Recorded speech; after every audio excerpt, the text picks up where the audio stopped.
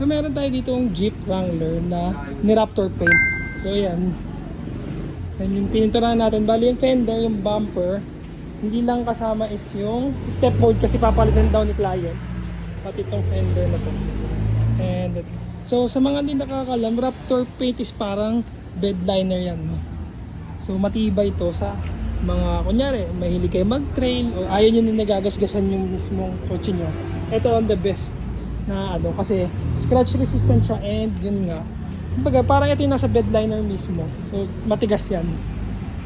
Ang downside lang niya minsan, medyo mas mahal siya kasi kumpara sa regular paint. Pero sulit naman, lalo na kung pangharabas nyo or pang trail nyo, at least hindi kayo mag-aalala na magagasgasan yung pintura pagka ito mismo ang pinintura. Kasi syempre kahit sabi man like may PPF, ito kasi ang kinaibahan nito mas matigas kasi siya. Kumbaga para siyang ano kumbaga parang undercoat or ano. So itong mismong Raptor is may texture siya. Kaya kung papasin niyo para siyang yun.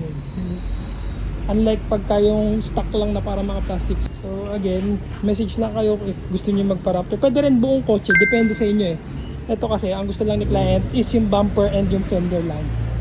So kaya rin natin yan sa Max Garage. Raptor paint, chameleon, anything. Message lang kayo basta about paint and bodyworks.